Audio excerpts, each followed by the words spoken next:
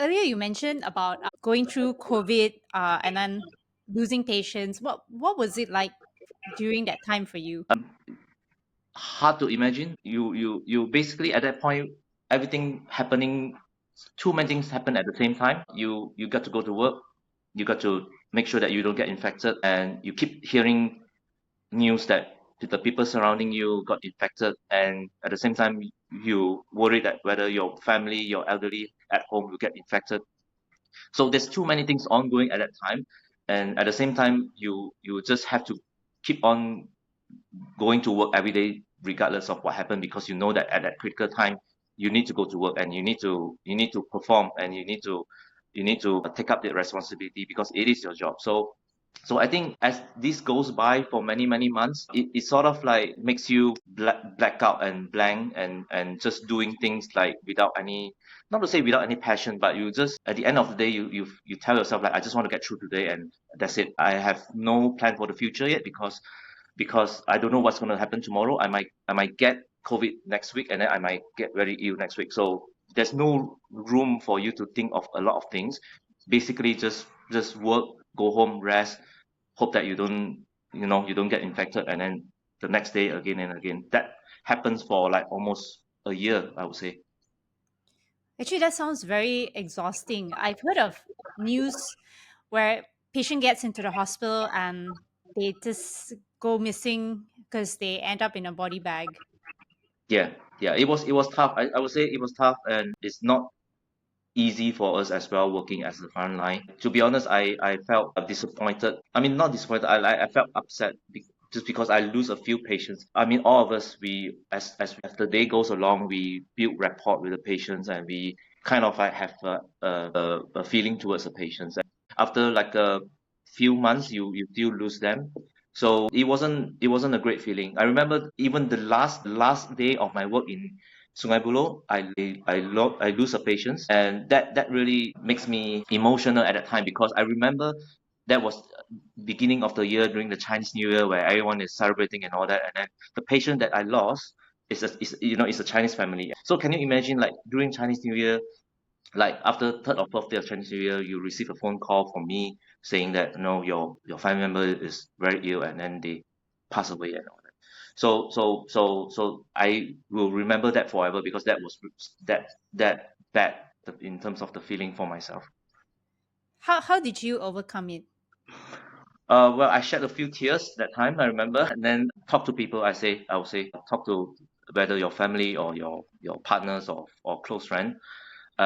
And when you talk to people, you express it, and then you try to like let it out, and then at the same time they have their part of story to tell when they have that bad day. So you kind of like realize that this is not only you. It's like this happens to everyone across the country or across the world, where you lose people, and at that critical time. So I would say it takes a few days for you to get better, but as long as you talk to people, you give yourself some time not to push too hard on yourself, you will get better in the end.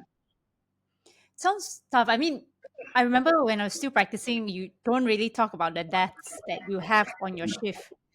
Yes, yes, yes. That's the thing. Also one of the major thing that I realized, there's a difference between from where I work now and back in KKM. So last time we used to like carry on our job, even though we pronounce the patient death, and then we carry on like a normal day, normal daily job. And what I realized here in overseas was that people will gather around, even though it's just maybe just 5 to 10 minutes, just to have a chat.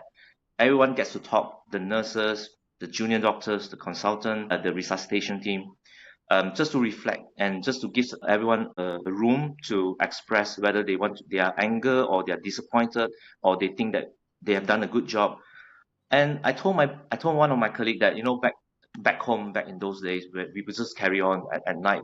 I might lose two patients, but after that I would go to see a new case without any feeling. So one word that he told me that really makes me think twice is that he was saying that yes, you can do that, even he can do that, but can you make sure you will be okay in 10 years time, like if this happens accumulative in accumulations.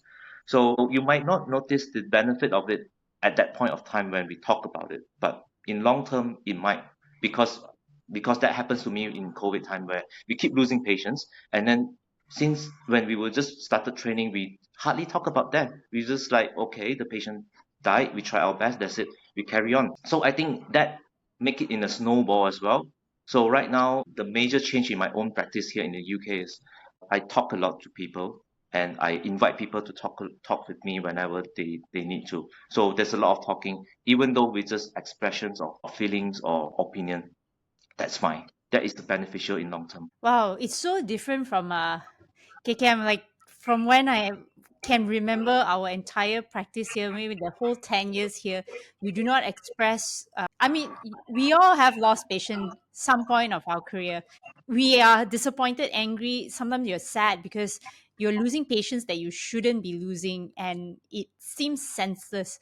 But it just becomes another number or another death cert that you just sign off and forget about it. Yeah, yeah. That I think that we could have. I mean, we got brought up in this way. So I think it's good to have a second thought about that and see what we can do just to avoid, exhaustions and psychological well-being as well for the doctors. Yeah, because I've actually met a couple of doctors who resigned right after the COVID wave. I think same time, 2021. They got so sick and tired of losing patients day in day out. They were basically holding up the phone so that the family can do a video conferencing before Yeah. they intubate the patient. Because once you intubate, chances That are yeah. quite slim. That's it, right?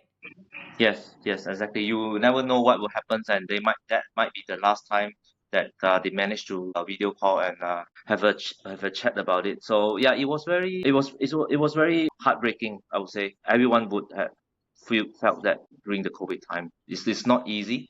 Therefore, and then also because we hardly talk about death, like what you say. So I think that slowly accumulate to become like a negative impact on our wellness, and lead into exhaustions and burnout as well. Join disruptive doctors. Oh, disruptive doctors.